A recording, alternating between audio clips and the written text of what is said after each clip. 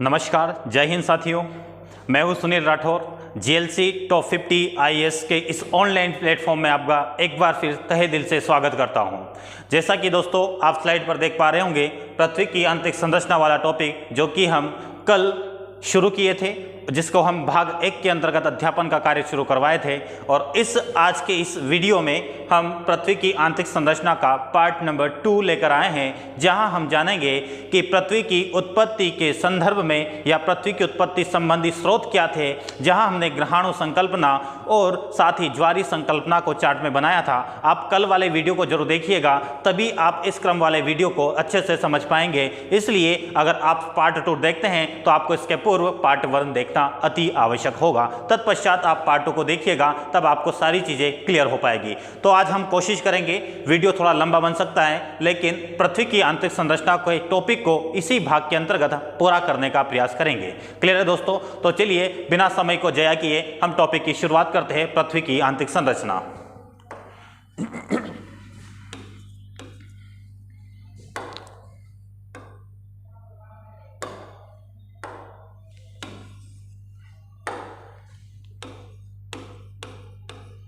पृथ्वी की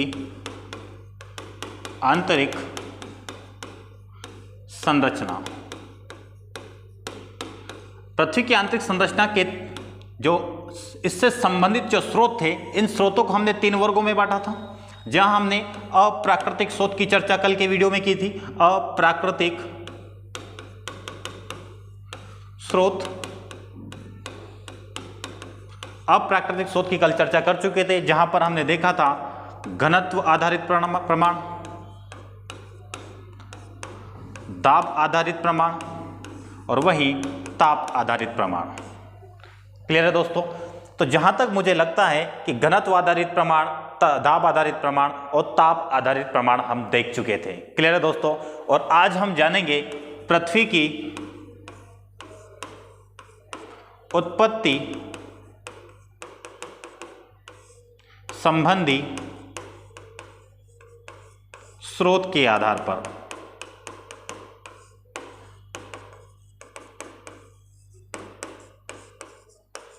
और तीसरा वर्ग जहां हमने देखा था प्राकृतिक स्रोत।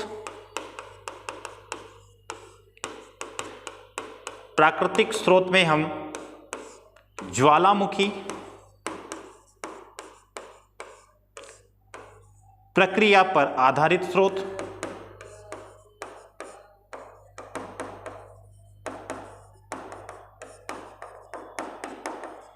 तथा भूकंपीय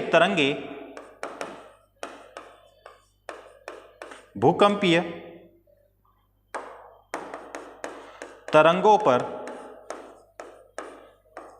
आधारित स्रोत। क्लियर है दोस्तों? यही हमारा चार्ट था, जहां हम अप्राकृतिक स्रोत को पूरी तरह से पहले वीडियो में हम पढ़ चुके हैं। और आज हम शुरू करेंगे पृथ्वी की उत्पत्ति संबंधी स्रोत के आधार पर, जहां हम 2 वर्गों में या 2 स्रोतों के रूप में पृथ्वी की आंतरिक संरचना को जानने का प्रयास करेंगे। जहां हम एक बात करेंगे ग्रहाणु संकल्पना तथा दूसरा ज्वारीय संकल्पना।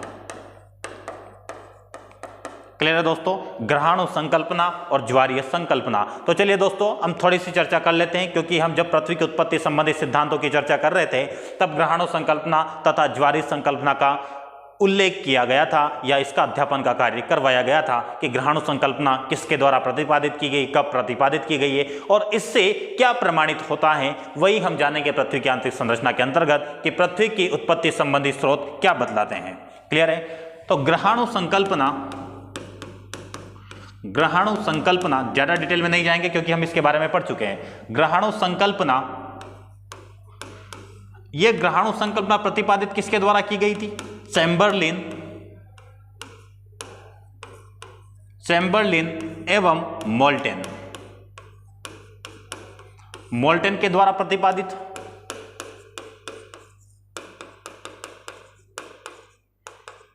क्लियर है? जब मोल्टेन के द्वारा ये चैम्बरलिन मोल्टेन के द्वारा प्रतिपादित हुई, तो ये कब प्रतिपादित हुई थी ये भी आपको पता होगा।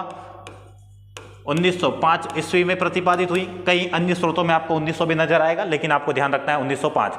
तो इस ग्रहाणु संकल्पना से यह स्पष्ट हो जाता है, क्योंकि ग्रहाणु सूर्य के पिंड टूटकर अलग हो रहे थे, जिससे पृथ्वी का निर्माण हो रहा था। इस आधार पर हम कह सकते हैं कि पृथ्वी की आंतरिक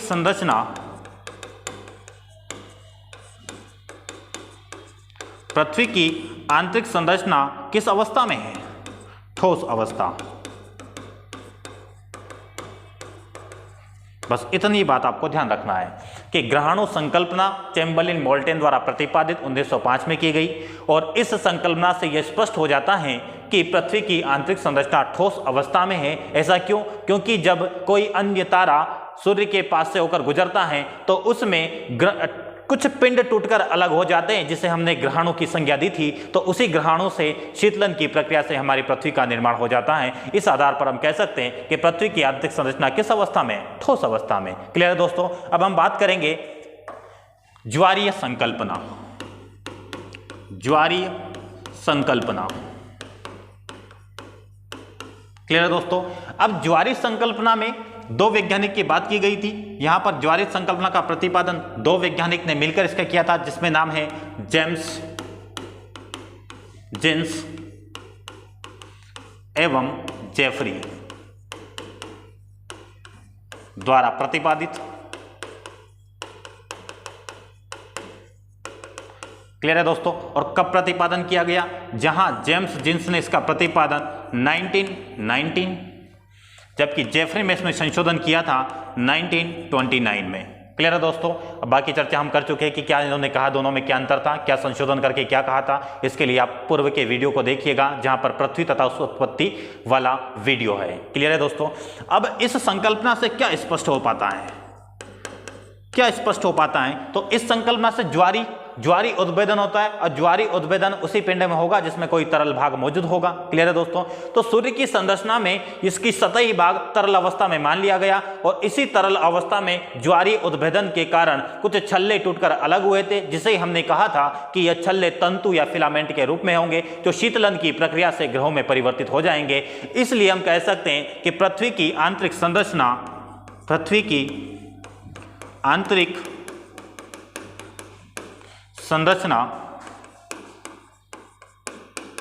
किस अवस्था में है? तरल अवस्था में। या पृथ्वी की आंतरिक संरचना का कोई भाग पृथ्वी की आंतरिक संरचना का कोई एक भाग तरल अवस्था में है। क्लियर है दोस्तों? अब देखिएगा आप पहला वाला स्लाइड देखिए, यहां पर ये कह रहे हैं ठोस अवस्था, वहीं आपकी ज्वारीय संकल्पना बतला रही है तरल अवस्था। तो इन दोनों सिद्धांतों से, किससे? आपका ज्वारी प्लस ग्रहाणु, इन दोनों संकल्पनाओं से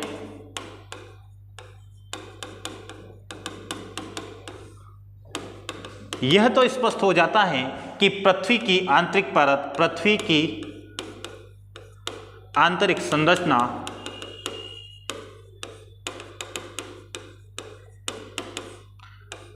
या तो ठोस या तरल या दोनों मतलब ठोस प्लस तरल। इन अवस्थाओं में पृथ्वी की आंतरिक संरचना ठोस, तरल या दोनों अवस्थाओं में मौजूद है। यह किससे स्पष्ट हो पा रहा है? पृथ्वी की उत्पत्ति संबंधी स्रोत ज्वारी और ग्रहाणु संकल्पना से पृथ्वी की आंतरिक संरचना ठोस या तरल या दोनों ही अवस्था में व्याप्त हो सकती है। तो इतना तो क्लियर हो चुका है कि ठोस या तरल अवस्था है। क्लियर है दोस्तों? लेकिन यह पूर्णतः स्पष्ट नहीं हुआ कि आखिर यह अवस्था पाई कहां जाती है। तो इसी के स्पष्टीकरण के लिए हम अन्य स्रोतों की चर्चा करेंगे, जहां पर होगा प्राकृतिक स्रोत। तो देखिए दोस्तों, हम चलते हैं अब आगे। प्राकृतिक स्रोत तीसरा वर्ग था हमारा, प्राकृतिक स्रोत। प्राकृतिक स्रोत, इस प्राकृतिक स्रोत को दो वर्गों में बांटा था, जहां पर हमने देखा था ज्वालामुखी प्रक्रिया आधारित स्रोत। ठीक है, ज्वालामुखी प्रक्रिया आधारित स्रोत,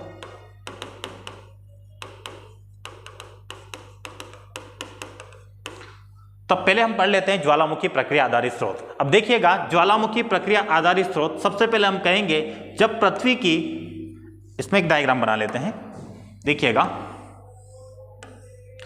पृथ्वी की आंतरिक परतों में गहराई में वृद्धि के साथ, पृथ्वी की आंतरिक परतों में, कहां पर? आंतरिक परतों में,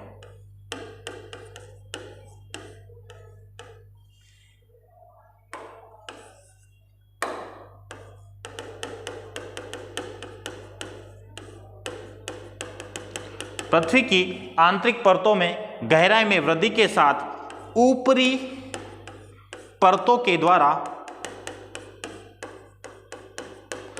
दाब डाला जाता है, जिससे क्या होगा? आपका दाब में वृद्धि हो जाएगी और दाब में वृद्धि के फलस्वरूप डेंसिटी आपका बढ़ जाएगा। क्लियर है दोस्तों? जब दाब बढ़ता है, डेंसिटी बढ़ता है, तो पृथ्वी के अंदर टेम्परेचर बढ़ जाने से, तापमान बढ़ जाने से आपको एक तरल अवस्था प्राप्त होगी।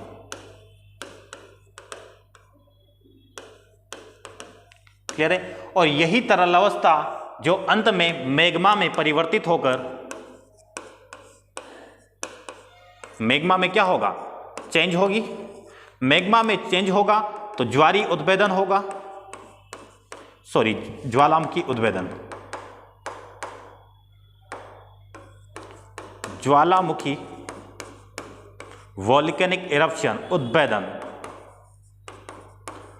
और ज्वालामुखी उद्भेदन होता है जिससे स्पष्ट हो पाता है कि पृथ्वी की आंतरिक संरचना में कोई एक भाग ऐसा मौजूद है जो कि तरल अवस्था में है। बस आपको ज्वालामुखी में इतनी बात ध्यान रखनी है। ज्वालामुखी वाला चैप्टर हम अलग से पढ़ेंगे, जहां पर ज्वालामुखी से संबंधित सभी अवधारणाओं पर, सभी सामान्य जानकारियों को लेकर चर्चा करेंगे एक अगले ही वीडियो में। अगले वीडियो का मतलब जब भी आपका ज्वालामुखी वाला चैप्टर शुरू होगा एक क्रमबद्ध रूप से, तो हम वहां पर देखेंगे ज्वालामुखी की सभी जानकारियां। लेकिन यहां पर हमें इतना ही जानना है कि ज्वालामुखी प्रक्रिया आधारित स्रोत हमें पृथ्वी की आंतरिक संरचना के बारे में क्या बतलाते हैं, तो यह स्पष्ट हो जाता है यहां पर भी कि पृथ्वी के आंतरिक भाग कोई भी तरल अवस्था में है। क्लियर है? लेकिन यहां पर यह बात कही कि जब पृथ्वी के आंतरिक भाग कोई तरल अवस्था में है तो यह ज्वालामुखी आधारित प्रमाण यह सिद्ध नहीं कर पाया। क्या सिद्ध नहीं कर पाए? सिद्ध नहीं कर पाए। क्या सिद्ध नहीं किया? कि जब कोई तरल भाग मौजूद है तो इस पर सूर्य प्लस चंद्रमा के गुरुत्वाकर्षण बल, ग्रेविटेशनल फोर्स का प्रभाव, इस प्रभाव को स्पष्ट नहीं कर पाए।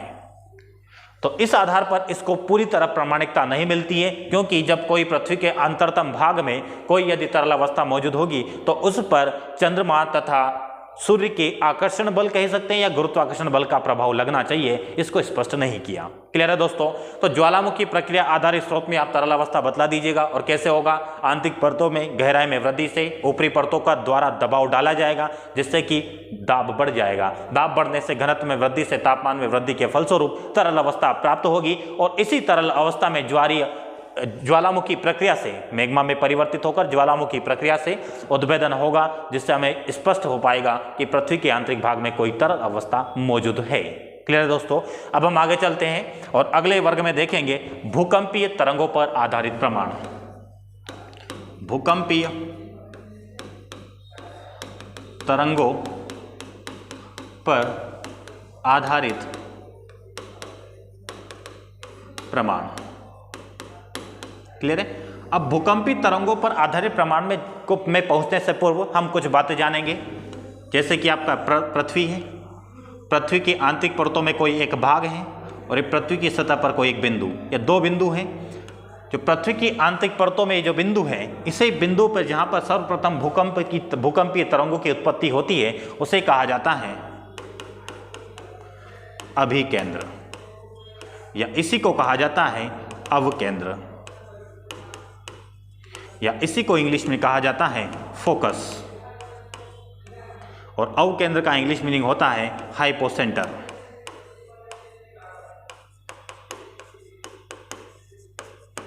क्लियर है दोस्तों? अभिकेंद्र, अवकेंद्र या फोकस या हाइपोसेंटर, तो वही पृथ्वी के धरातल पर जो बिंदु दिखाई देगा जहां पर भूकंप के पहले झटके महसूस होंगे, तो उसे कहा जाएगा अधिकेंद्र, या इसी को इंग्लिश में कहा जाता है एपी सेंटर। क्लियर है दोस्तों। एपी सेंटर या अधिकेंद्र किसे कहा जाएगा, जहां पर सर्वप्रथम भूकंपी के झटके महसूस होंगे। तो यदि आपका 3 मार्कर में पूछा जाए अभिकेंद्र, तो इसमें क्या लिख सकते हैं आप, तो यहां पे लिखिएगा पृथ्वी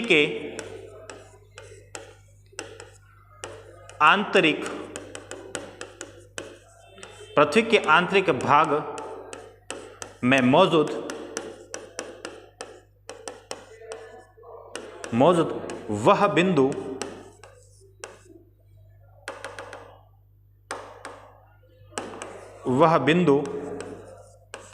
जहां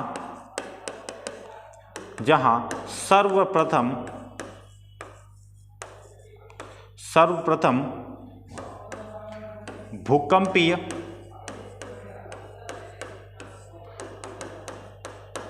तरंगों की उत्पत्ति होती है। भूकंपीय तरंगों की उत्पत्ति पृथ्वी के आंतरिक भाग में मौजूद वह बिंदु जहां सर्वप्रथम भूकंपी तरंगों की उत्पत्ति होती है उसे अभिकेंद्र या अवकेंद्री फोकस या हाइपोसेंटर कहा जाता है। अर्थात क्या बात हुई है, पृथ्वी के आंतरिक भाग में जहां पर सबसे पहले भूकंपी तरंगे एल, पी और एस के रूप में जहां पर पृथ्वी की भूकंपी तरंगे का उद्भव होगा, उसी बिंदु को कहा जाएगा अवकेंद्र या अभिकेंद्र। तो वही बात की जाएगी कि अभिकेंद्र क्या होता है, अधिकेंद्र, एपी सेंटर। तो पृथ्वी के, ऐसा लिखिएगा यहां पर, भूकंप मूल से न्यूनतम दूरी पर स्थित पृथ्वी की सतह पर वह बिंदु या न्यूनतम दूरी पर, ऐसा लिखिएगा यहां पर, न्यूनतम दूरी पर पृथ्वी की सतह पर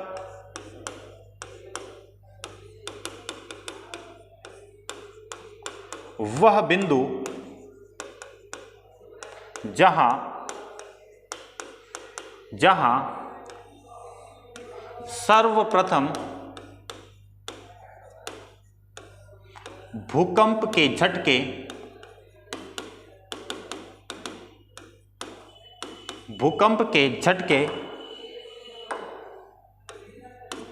महसूस होते हो।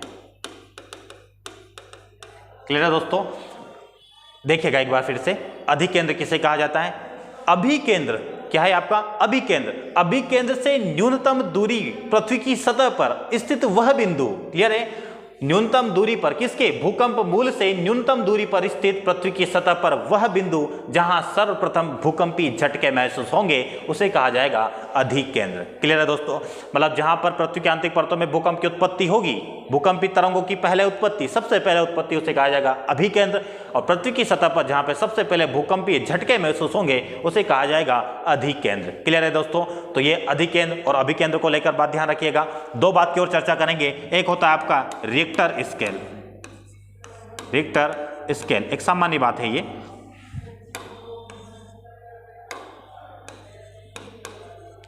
रिक्टर स्केल के द्वारा भूकंप की तीव्रता का मापन,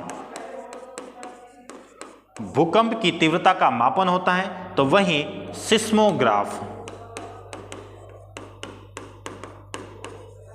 सिस्मोग्राफ के द्वारा भूकंपीय तरंगों का मापन होता है।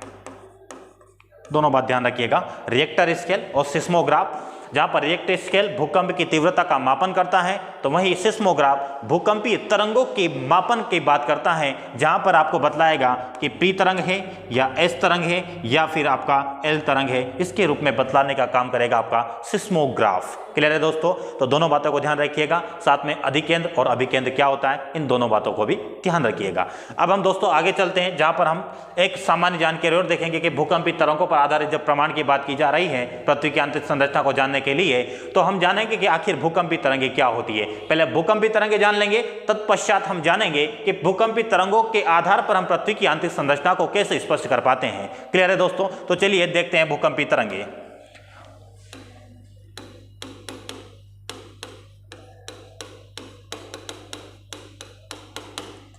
भूकंपी तरंगें मूलतः 3 प्रकार की होती हैं।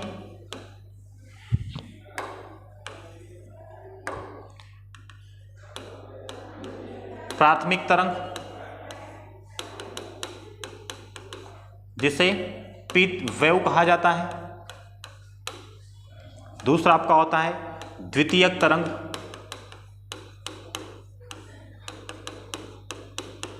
जिसे एस वेव या सेकेंडरी वेव कहा जाता है। और तीसरा आपका होता है तृतीयक तरंग।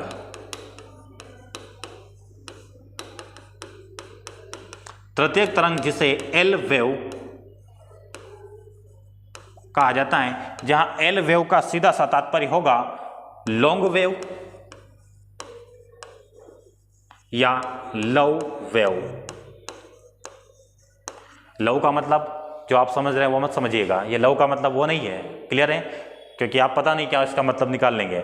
इसका मतलब यह है, लव नामक वैज्ञानिक ने तृतीयक तरंग के बारे में बतलाया, इसलिए तृतीयक तरंग को एल तरंग भी कहा जाता है, जहां एल का मतलब लव वेव होता है। क्लियर है? लव वेव या फिर इसी को लॉन्ग वेव कहा जाता है।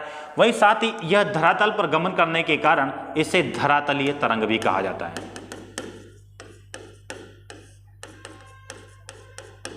तो उसी प्रकार आपकी जो दोनों तरंगे हैं, एस तरंग और पी तरंग, इन्हें कहा जाता है भूगर्भिक तरंगे। भूगर्भिक तरंगे।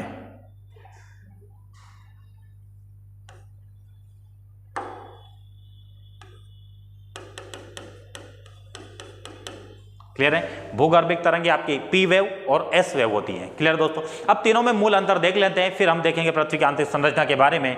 तो पृथ्वी में जब प्राथमिक तरंग के रूप में पी वेव गमन करती है तो इसकी प्रमुख विशेषता क्या है, तो हम अंतर के रूप में देखेंगे सभी को। देखिएगा, पहला अंतर, सर्वाधिक गति। क्लियर है? पी तरंग की गति सर्वाधिक होने के कारण जब भूकंप तरंगों की उत्पत्ति हो जाती है, कहां से? अभिकेंद्र से। कहां से? अभिकेंद्र से। जब भूकंप मूल से पी प्रकार के तरंग की उत्पत्ति हो जाती है तो सबसे पहले धरातल पर पहुंचने वाली तीनों में से कौन सी तरंग होगी? पी तरंग, क्योंकि इसकी गति क्या है? सर्वाधिक। फिर बात करेंगे इसके पहले बिंदु के रूप में, गति किसकी? एस तरंग की गति पी से कम तथा एल से अधिक। क्लियर हुआ? तो वही बात करेंगे हम तृतीयक तरंग या एल वेव के रूप में, तो इसकी गति न्यूनतम गति, इसलिए सबसे आखिरी में पहुंचने वाली तरंग होती है आपकी तृतीयक तरंग। दूसरा बिंदु अंतर का,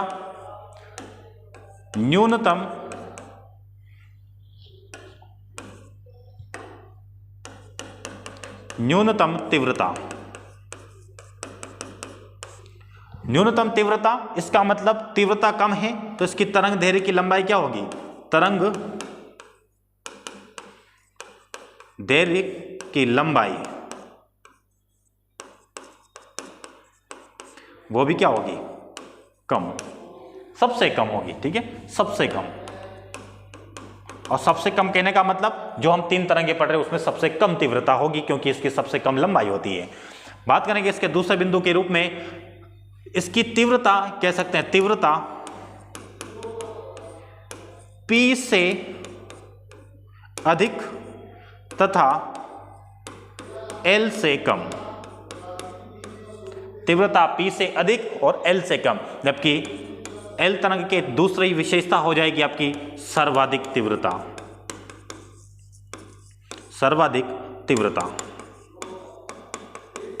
क्लियर दोस्तों? अब तीसरा बिंदु देखते हैं हम, ध्वनि तरंग के समान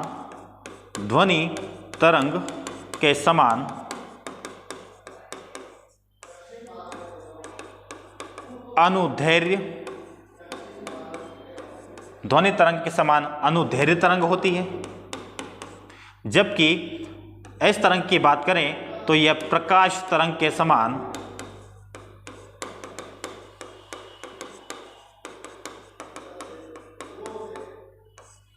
अनुप्रस्थ तरंग।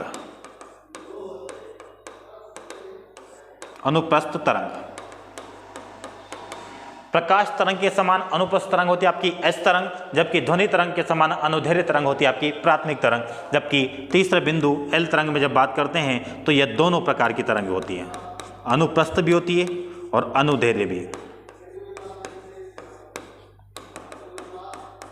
क्लियर हुआ? अनुदैर्ध्य तरंग भी होती है और अनुप्रस्थ तरंग भी होती है आपकी एल वेव। चौथा प्रमुख बिंदु हम जानेंगे आखिर अनुदैर्ध्य और अनुप्रस्थ में क्या अंतर है। पहले आप चौथा बिंदु भी नोट कर लीजिएगा। चौथा बिंदु ही इसका प्रमुख विशेषता के रूप में जाना जाएगा, क्योंकि इसी विशेषता के आधार पर हम पृथ्वी की आंतरिक संरचना की विभिन्न अवस्था को बतला पाएंगे कि कौन ठोस है कौन द्रव है। तो हम जानेंगे कि प्राथमिक तरंगे सभी माध्यम में गति करती हैं, लेकिन ठोस माध्यम में सर्वाधिक गति, ठोस माध्यम में सर्वाधिक गति, उससे कम आपका हो जाएगा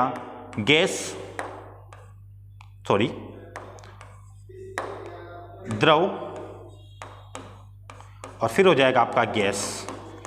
इसका मतलब क्या हुआ कि पी प्रकार की तरंग ठोस, द्रव, गैस तीनों माध्यम में गति करती है, लेकिन ठोस माध्यम में सर्वाधिक गति, उससे कम गति द्रव में, और सबसे कम गति होती है पी प्रकार के तरंगों की गैस में। जैसा कि दोस्तों आपने देखा होगा, जब आप नदियों में नहाते होंगे तो नदियों में आपने प्रयोग भी किया होगा अपने दोस्तों के साथ। कभी आप ग्रुप में जाते होंगे नहाने, तो नहाने के बाद आप जब नदी के अंदर डूबकर आप दो पत्थर को जब बजाते हैं, तो दो पत्थर को बजाने के बाद अपने दूसरे मित्र को कहते हैं कि क्या आवाज़ आ रही है? तो उधर से आवाज़ आती है, हाँ आ रही है, लेकिन बजाने के थोड़ी देर बाद आ रही है। क्लियर है दोस्तों? इसका मतलब द्रव में गति तो होती है लेकिन कम होती है। वहीं अगर आप देखें, आपने व्यवहारिक तौर पर देखा होगा, फटाका जब फटता है तो आपको उसका प्रकाश तो पहले दिखाई दे जाता है, लेकिन उसकी ध्वनि थोड़ा देर से आती है। वहीं आप बिजली जब कड़कती है तो उसका प्रकाश तो आपको दिखाई देता है, लेकिन उसकी आवाज़ कुछ देर बाद आती है, काफ़ी देर बाद आती है। तो सबसे कम गति ध्वनि की कहाँ पर होती है? गैस में। उससे अधिक द्रव में, और सबसे तेज गति होती है आपकी ठोस में। आप रेलवे पटरी पर, अगर रेलवे पटरी पर पत्थर मार के बजाएंगे, वो काफी दूर तक अपने मित्रों को कहेंगे कि आवाज कितनी देर बाद आ रही है, तो लगभग आपको बहुत ही कम सेकंड में तुरंत आवाज पहुंच जाती है। इसका मतलब क्या हुआ कि अनुदैर्ध्य जो तरंग होती है वह ठोस माध्यम सबसे तेज गति से गति करती है, द्रव में उससे कम और गैस में सबसे कम। तो यह मूल अंतर आपको जानना होगा। क्लियर है दोस्तों? फिर द्वितीय तरंग की बात करें तो यह केवल ठोस माध्यम में गति करती है, ठोस माध्यम।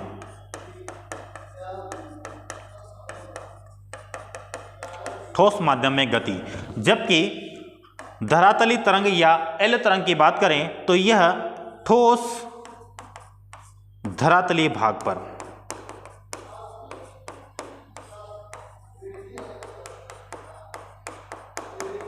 ठोस धरातलीय भाग पर क्या करती है? गति। तो ठोस धरातलीय भाग पर गति करने वाली तरंग एल वेव केवल ठोस माध्यम में द्वितीयक तरंग गमन करती है। केवल ठोस माध्यम रखिए, ठोस माध्यम में केवल, वो भी केवल, क्योंकि क्वेश्चन बन सकता है आपका कि भूकंपीय तरंगों के संदर्भ में निम्नलिखित कथनों पर विचार कीजिए, और फिर विचार करने बैठेंगे आप तो वहां पे कहा जाएगा कि प्राथमिक तरंगें केवल ठोस माध्यम में गति करती हैं। गलत।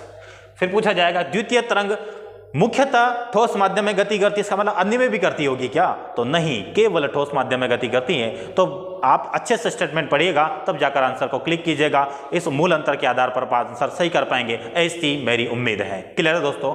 तो यह चार प्रमुख बिंदुओं के आधार पर आपने अंतर देखा, प्राथमिक तरंग, द्वितीयक तरंग और एल तरंग के रूप में। क्लियर है दोस्तों? अब हम आगे चलेंगे और वहां पर आपको अनुदैर्ध्य और अनुप्रस्थ के बारे में थोड़ी सी बतला देते हैं कि क्या मूल अंतर होता है।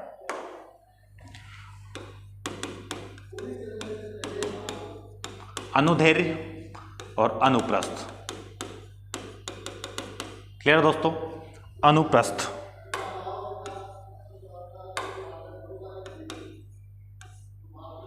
अनुप्रस्थ। तो अनुदैर्ध्य में देखिएगा,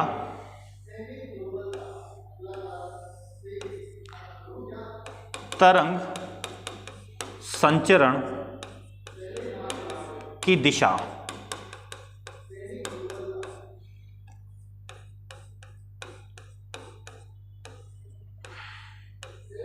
कणों के कंपन की दिशा, दोनों क्या हो? समानांतर। तरंग संचरण की दिशा तथा कणों के कंपन की दिशा जब एक दूसरे के समानांतर हो तो उसे कहा जाता है अनुदैर्ध्य तरंग।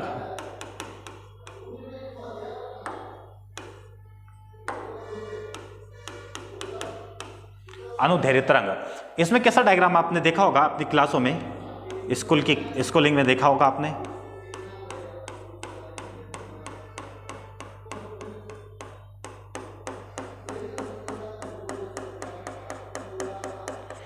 ये क्या होता है, संपीड़न, संपीड़न या विरलन। क्लियर है। तो संपीड़न विरलन के माध्यम से कणों में होने वाला कंपन उसे अनुदैर्घ्य तरंग कहा जाता है। क्लियर है। या तो इस रूप में आप परिभाषा दे सकते हैं कि संपीड़न और विरलन के रूप में यदि कणों का कंपन होता है तो उसे अनुदैर्घ्य ध्वनि या अनुदैर्घ्य तरंग कहा जाता है। जो एग्जाम्पल में क्या लिख सकते हैं आप, ध्वनि जो तरंग है आपकी, ध्वनि तरंग एक प्रकार की कैसी तरंग है, अनुदैर्घ्य तरंग। क्लियर है।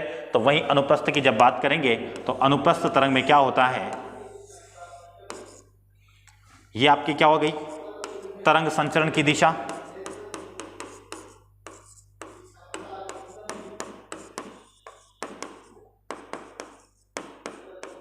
जबकि आपके कणों का कंपन कैसे हो रहा है, लंबवत। कणों का कंपन लंबवत, किसके लंबवत, तरंग संचरण की दिशा के लंबवत। यदि कणों का कंपन होगा, कणों का कंपन तरंग संचरण की दिशा के लंबवत होता है तो उसे कहा जाता है अनुप्रस्थ तरंग, जो कि आपकी कौन सी तरंग होती है, प्रकाश तरंग। प्रकाश तरंग एक प्रकार की आपकी अनुप्रस्थ तरंग होती है जिससे संचरण के लिए माध्यम की आवश्यकता नहीं पड़ती है, जबकि अनुदैर्घ्य तरंग को संचरण के लिए माध्यम की आवश्यकता पड़ती है। क्लियर है दोस्तों। तो एक प्रकार से हम कह सकते हैं कि जो आपकी एस तरंग है वो एस तरंग एक प्रकार की कैसी तरंग हो गई आपकी, अनुप्रस्थ तरंग, जबकि पी तरंग कैसी हो गई आपकी, पी तरंग अनुदैर्घ्य तरंग। क्लियर दोस्तों। मेरे ख्याल से आपको समझ में आया होगा, और नहीं समझ में आएगा तो वीडियो को अच्छे से देखिएगा, जरूर आपको समझ में आएगा, ऐसी मेरी उम्मीद है। क्लियर दोस्तों। अब हम आगे चलेंगे और आगे जानेंगे पृथ्वी के संदर्भ में कुछ और आधारभूत बातें, तब हम समझ पाएंगे कि पृथ्वी की आंतरिक संरचना के आधार पर कैसे पृथ्वी की आंतरिक संरचना किस अवस्था में, ये जान पाएंगे भूकंपी तरंगों के आधार पर। तो उसके पहले कुछ बेसिक चीजें जान लेते हैं। वैसे ही भूकंपी तरंगों के आधार पर यह प्रमाणित होता है कि पृथ्वी की आंतरिक परतें 3 विभिन्न परतों में वर्गीकृत हैं। क्लियर है दोस्तों, 3 विभिन्न परतों में वर्गीकृत हैं। क्लियर है दोस्तों। अब देखिएगा, सबसे ऊपरी भाग आपका क्रस्ट होता है, आपको शो नहीं हो रहा तो कलर चेंज कर लेते हैं। क्रस्ट इसे कहा जाता है भूपर्पटी। दूसरा भाग आपका मेंटल और एक भाग होगा आपका क्रस्ट। वैसे ये इसलिए बताया जा रहा है क्योंकि आगे की रूपरेखा तभी आप जान पाएंगे जब आपको कुछ बेसिक चीजें स्पष्ट रहेगी। ठीक है। वैसे ये प्रमाणित तभी होता है भूकंपी तरंगों के आधार पर कि पृथ्वी की आंतरिक परतें क्रस्ट, मेंटल और क्रोड, सॉरी यहां पे क्रोड लिखना था,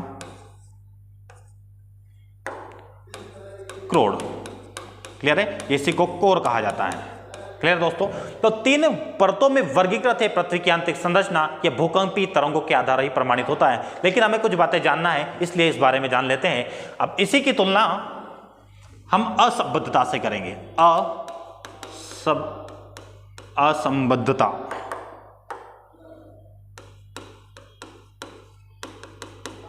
असंबद्धता जिसे असांतत्य भी कहा जाता है, असांतत्य, या इसी को इंग्लिश में कहा जाता है डिसकंटिन्यूटी।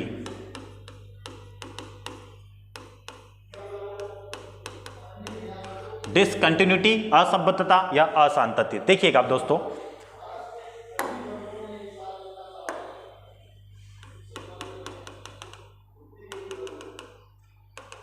तीनों परतों को अगर 2 भागों में विभाजित कर दिया जाए तो जो ऊपरी परत हमें प्राप्त होगी इसे कहा जाएगा ऊपरी क्रस्ट, और इसे कहेंगे हम निचला क्रस्ट। वैसे ही मेंटल में ऊपरी मेंटल और निचला मेंटल। उसी के साथ इसे कहा जाएगा बाह्य क्रोड, इसे कहा जाएगा आंतरिक क्रोड। क्लियर है दोस्तों। तो हमने देखा कि विभिन्न 3 प्रकार की जो परतें मिलेगी हमें भूकंपी तरंगों के प्रमाण के आधार पर। तो क्रस्ट जिसे 2 भागों में वर्गीकृत करें तो ऊपरी क्रस्ट, निचला क्रस्ट, ऊपरी मेंटल, निचला मेंटल। वहीं क्रोड को 2 भागों में वर्गीकृत करेंगे तो हमें बाह्य क्रोड या आंतरिक क्रोड के रूप में प्राप्त होगा। तो जो ऊपरी क्रस्ट और निचले मेंटल के मध्य जो असंबद्धता पाई जाती है उसे कहा जाएगा कोन रोड असंबद्धता या असांतत्य। क्लियर है दोस्तों। जबकि ऊपरी मेंटल और निचले मेंटल के मध्य जो असंबद्धता पाई जाएगी उसे कहा जाएगा रेपेतीय असांतत्य।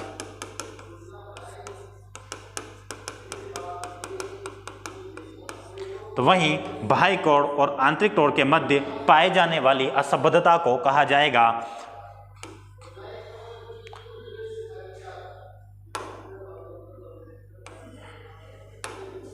लेहमैन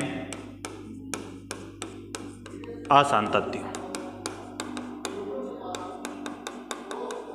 क्लियर है दोस्तों।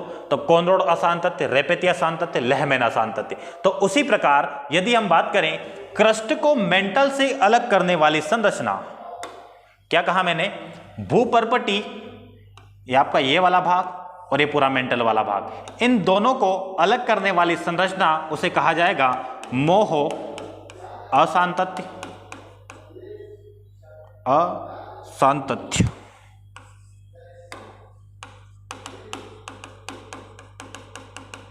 क्लियर है। जबकि मेंटल और कोर को, किसे, मेंटल और कोर की बात करें, इस मेंटल वाला भाग और कोर वाला भाग, इसको अलग करने वाली संरचना की बात करें तो वो मिलेगी आपको जिसे कहा जाएगा गुटेनबर्ग असांतत्य। क्लियर है दोस्तों। अब आपको पृथ्वी की आंतरिक संरचना जब हम पढ़ेंगे भूकंपी तरंगों के आधार पर तो गुटेनबर्ग असांतत्य और आपको याद रखना होगा लेहमैन असांतत्य, इन दोनों ही बातों को ध्यान रखिएगा। लेहमैन असांतत्य और गुटेनबर्ग असांतत्य देख लीजिएगा। मेंटल को क्रोड से अलग करने वाली संरचना गुटेनबर्ग असांतत्य, जबकि बाह्य क्रोड को आंतरिक क्रोड से अलग करने वाली संरचना लेहमैन असांतत्य होता है। क्लियर है दोस्तों। अब हम पहले ये जान लेते हैं कि असांतत्य क्या होता है। क्लियर है दोस्तों। बाकी तो आप देख पा रहे होंगे, सारी चीजों को अच्छे से देख लीजिएगा, रीड कर लीजिएगा। अगर आपसे पूछा जाए कोन और असांतत्य किसके बीच पाया जाता है तो ऊपरी क्रस्ट और निचले क्रस्ट के मध्य, ऊपरी मेंटल और निचले क्रस्ट के निचले मेंटल में क्या पाया जाएगा, रेपेतीय असांतत्य। ऊपरी क्रोड या बाह्य क्रोड आंतरिक क्रोड के मध्य आपको मिलेगा लेहमैन असांतत्य। क्लियर है दोस्तों। तो ऐसे आप रीड कर लीजिएगा। अब हम आगे देखेंगे कि यह असांतत्य क्या होता है। असांतत्य क्या है, असांतत्य आखिर क्या है। क्लियर है दोस्तों। तो असांतत्य यह एक ऐसा संक्रमण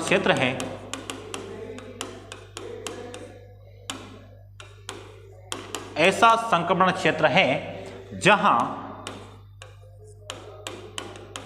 दो विभिन्न परतों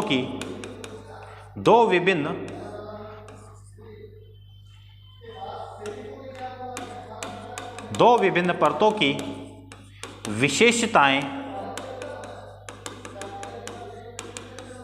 मौजूद होती हैं।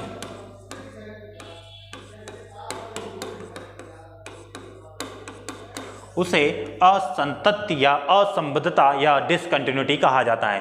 तो आप ये डेफिनेशन 3 मार्कर में लिख सकते हैं कि असंतत्य एक ऐसा संक्रमण क्षेत्र होता है जहां पर 2 विभिन्न परतों की विशेषता पाई जाती है, उसे असंतत्य कहा जाता है। और प्रमुख रूप से 5 प्रकार के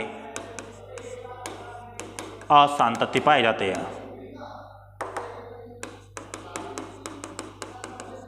ठीक है, 5 प्रकार के असंतत्य कौन से, ये आप देख पा रहे हैं। कोन रोड 1, 2, 3, 4 और 5। तो ये 5 प्रकार के असंतत्य आपको देखने मिलेंगे और क्या परिभाषा आप लिखेंगे जो कि इस स्लाइड में आप देख पा रहे हैं। क्लियर है दोस्तों। अब हम आगे चलेंगे पृथ्वी की आंतरिक संरचना को जानने के लिए भूकंपी तरंगों पर आधारित प्रमाण के आधार पर। तो चलिए दोस्तों थोड़ा ध्यान रखिएगा, काफी क्रिटिकल डायग्राम होगा लेकिन जितना अच्छे से समझ पाएंगे, बस 2 चीजें आपको ध्यान रखना है, एक गुटेनबर्ग असांतत्य और एक लेहमैन असांतत्य। एक बार और देख लीजिएगा आप, गुटेनबर्ग असांतत्य मेंटल और क्रोड को अलग कर रहा है, जबकि लेहमैन असांतत्य बाह्य क्रोड को आंतरिक क्रोड से अलग कर रहा है। बस इतनी बात आपको ध्यान रखना है, फिर आगे आपको समझना पड़ेगा। देखिएगा दोस्तों, एक डायग्राम बनाएंगे सबसे पहले।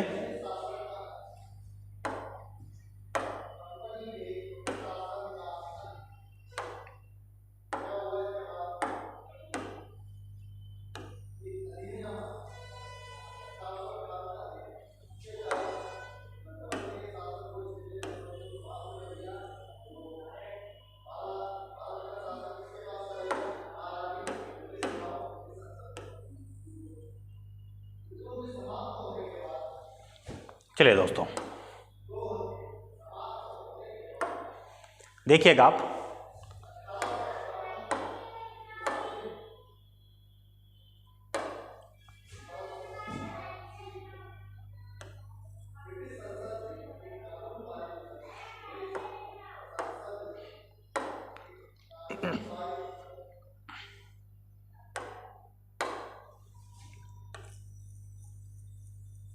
इसे कहा जाता है भूकंप मूल, सॉरी,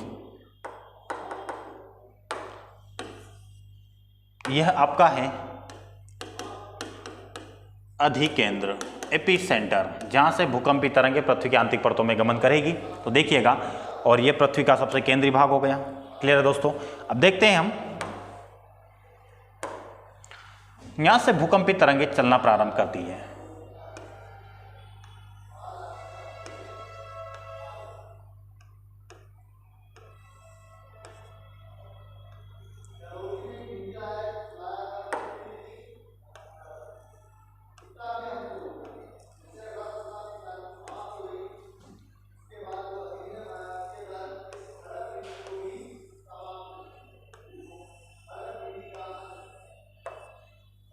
तो सर डायग्राम समझिएगा थोड़ी देर से, आपको पूरी अच्छी तरह से एक पिक्चर क्लियर हो जाएगी कि आखिर इसके माध्यम से क्या बतलाया जा रहा है।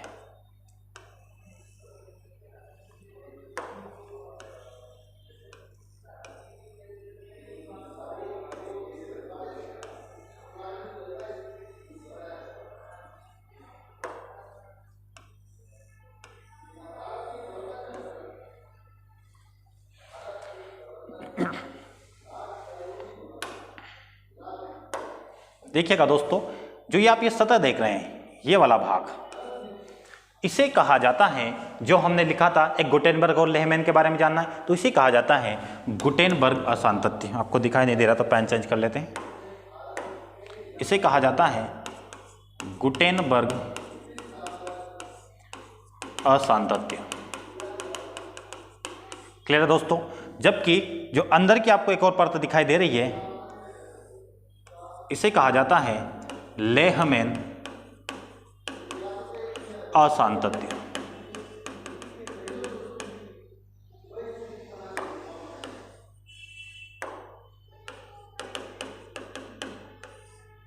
लेहमैन असांतत्य और गुटेनबर्ग असांतत्य। क्लियर है दोस्तों? दोनों को ध्यान रखिएगा थोड़ा। अब आपको पता होना चाहिए गुटेनबर्ग असांतत्य किसको अलग करता है? कोर को, मेंटल और क्रोड को, दोनों को अलग करता है। इसका मतलब इसके बाहर जो आपको ये भूभाग दिख रहा है पूरा, इसमें मेंटल भी है आपका और इसमें आपका क्रस्ट भी है। ये वाला जो भाग है आपका क्रस्ट और मेंटल दोनों से मिलकर बना है। जबकि ये वाला भाग कौन सा है आपका? ये वाला बाह्य कोर है, क्योंकि बाह्य कोर और आंतरिक कोर दोनों को अलग करने वाली जो संरचना आप देख रहे हैं, यही संरचना कौन सी आपकी? लेहमैन असांतत्य। क्लियर है दोस्तों? अब देखिएगा, ये भूकंपी तरंगें यहां से उत्पन्न हुई। भूकंपी तरंग मतलब पृथ्वी की आंतरिक परतों में जब संचलित करती है, तो यहां से आपको यहां तक, ये आपको मानिएगा ये 0 डिग्री है। यहां पर, यहां से जैसे जैसे हम आगे बढ़ते जाएंगे, हमें दूरी बढ़ती जाएगी और यहां तक पहुंचते पहुंचते हमें दूरी मिलेगा डिग्री में। कोणीय दूरी क्या कहा जाता है? कोणीय दूरी। कोणीय दूरी, और कोणीय दूरी यहां पे मिलेगी आपको 103 डिग्री। फिर आप और आगे बढ़ेंगे तो यहां पर आपको कोणीय दूरी मिलेगा 143 डिग्री। कहीं कहीं बुक में 105, 145 लिखा होता, कंफ्यूज मत होइएगा, इतना मार्जिन चलता है। क्लियर है? 103 डिग्री से 143 डिग्री दूरी। फिर उसी प्रकार दूसरी दिशा में अगर देखें यहां से कोणीय दूरी, तो यहां पर कोणीय दूरी यहां तक आपको मिलेगी 103 डिग्री, और इसी के आगे बढ़ेंगे तो यहां तक आपको मिलेगी 143 डिग्री।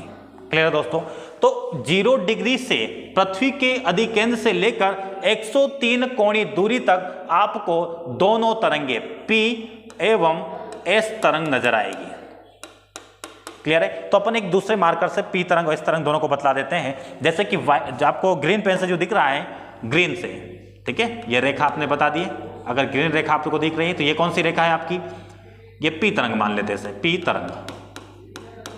क्लियर है? और दूसरे कलर से हम एक और इसमें ड्रॉ कर देते हैं। देखिएगा, क्लियर है दोस्तों?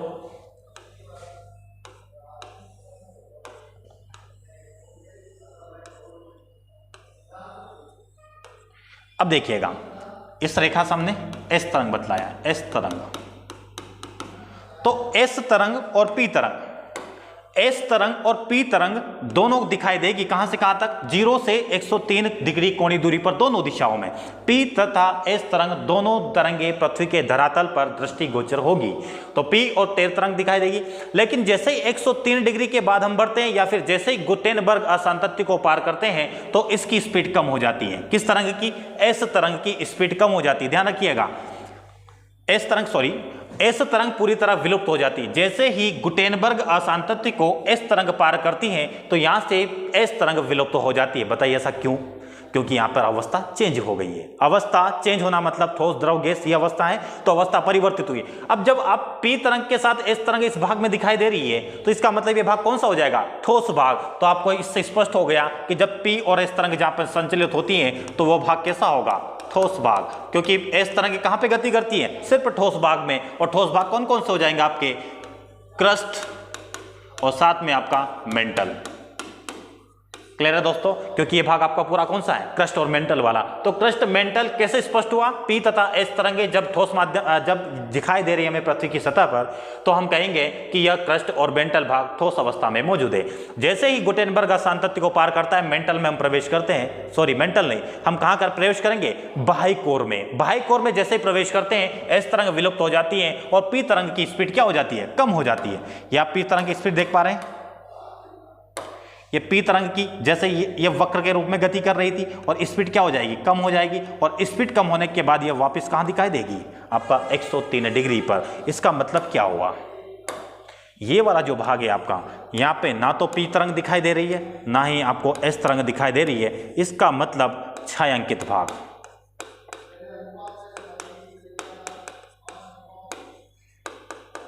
क्लियर हुआ? छायांकित भाग कौन सा हो गया आपका, पी तथा एस तरंग का छायांकित भाग कौन सा हो गया, 103 डिग्री से 143 डिग्री के बीच वाला भाग। एस तरंग के साथ पी तरंग भी यदि धरातल पर नहीं दिखाई देती है तो वह क्षेत्र होता आपका 103 डिग्री से 145 डिग्री कोणीय दूरी के बीच, जहां पर पी तथा एस तरंग नहीं दिखाई देगी और जहां पर धरातल पर कभी भूकंपी तरंगों का अभिलेखन नहीं होता है।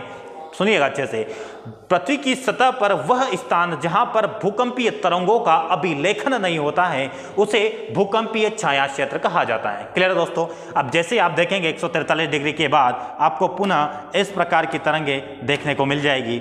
एस तरंगे देखिएगा, एस तरंगे, और जैसे ही ये लहमेन असांतत्य को पार करती है, कौन सी तरंग, अब यहाँ पर पी तरंग है आपकी, एस तरंग तो विलुप्त हो गई, एस तरंग यहाँ पर नहीं है, यहाँ पर भी एस तरंग नहीं है, सिर्फ पी तरंग है। अब स्पीड एकाएक वृद्धि हो जाती है, जैसे ही लहमेन असांतत्य को पार करती है इसकी गति में वृद्धि हो जाती है, जिससे स्पष्ट होता है कि ये जो बाह्य भाग है ये तरल अवस्था में पुनः हमें ठोस अवस्था प्राप्त होती है। जो कि कौन सा भाग है आपका, ये वाला भाग कौन सा हो जाएगा, ये भाग हो जाएगा आपका आंतरिक कोर, आंतरिक क्रोड। और ये किस अवस्था में, प्लास्टिक अवस्था, प्लास्टिक अवस्था। क्लियर है? जबकि आपका ये तरल अवस्था में कौन सा हो जाएगा, ये वाला भाग आपका तरल अवस्था में जिसे कहा जाएगा बाह्य क्रोड, ये हो जाएगा आपका तरल अवस्था। क्लियर है? तो तरल अवस्था में आपको मिला है कौन सा, बाह्य कोर, आंतरिक कोर प्लास्टिक अवस्था में, क्रस्ट और मेंटल मिला आपको ठोस अवस्था में। अब इससे देखिएगा यहां पर आप 143 डिग्री से लेकर 143 डिग्री कोणीय दूरी के मध्य दोनों दिशाओं में आपको सिर्फ पी तरंग दिखाई देगी। कौन सी तरंग, पी तरंग। यहां पर एस तरंग क्या होगी, एस तरंग नहीं दिखाई देगी, एस तरंग नहीं। इसका मतलब एस तरंग का छायांकित भाग हो गया ये छायांकित भाग। अब देखिएगा 103 डिग्री से 143 डिग्री के बीच भी आपको क्या नहीं दिखाई देती, एस तरंग।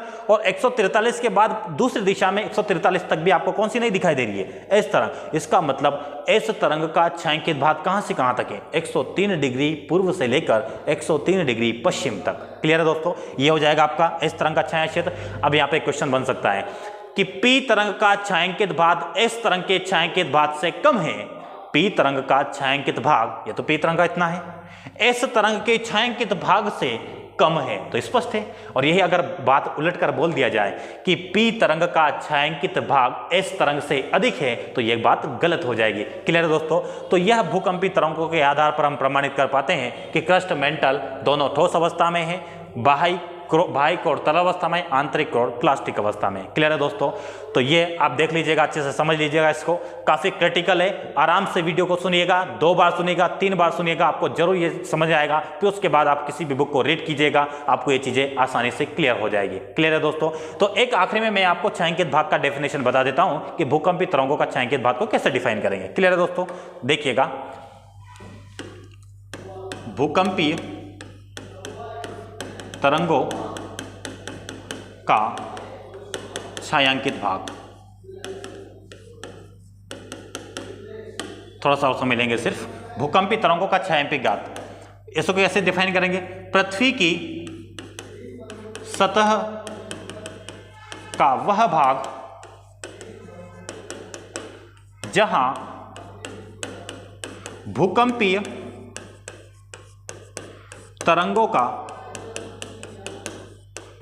तरंगों का क्या नहीं होता है? अभिलेखन नहीं होता हो, उसे भूकंपी छाया क्षेत्र कहा जाता है। और भूकंपी छाया क्षेत्र किस किस का होता है? P तरंग का और S तरंग का। और P तरंग का कहां से कहां तक होता है आपको पता है? 103 डिग्री से 145 डिग्री के बीच, जबकि 103 डिग्री से 103 डिग्री के बीच किसका होता है? आपका S तरंग का छायांकित भाग, जो कि आपको इस डायग्राम में दिखाई देगा। 103 से 103 तक पूरी तरह से आपको कौन नहीं दिखाई देगी? S तरंगे, जबकि P तरंग सिर्फ इस क्षेत्र में नहीं दिखाई देगी। तो दोस्तों, इसी के साथ मैं आशा करता हूं कि यह टॉपिक आपको अच्छे से समझ में आया होगा। अब हम अगली कड़ी के रूप में एक नए टॉपिक की शुरुआत करेंगे। पृथ्वी के अंतर्गत ही अक्षांश रेखाएं एवं देशांतर रेखाएं, या फिर हम कह सकते हैं अक्षांश एवं देशांतर वाला टॉपिक हम शुरू करेंगे। लेकिन आप इस वीडियो के बारे में दोनों वीडियो को देखकर बताइएगा कि आपके लिए यह कितना सारगर्भित रहा है। देखकर कमेंट बॉक्स में अवश्य बताइएगा, जिससे हमें एक प्रोत्साहन मिलेगा और हम अच्छे से अच्छे टॉपिक को आसान से आसान तरीके में आपके सामने पेश करेंगे। चलिए दोस्तों, तब तक के लिए धन्यवाद। आप लोगों का दिन शुभ हो। और इसी के साथ हम क्लास की यहीं पर समाप्ति करते हैं। धन्यवाद, नमस्कार।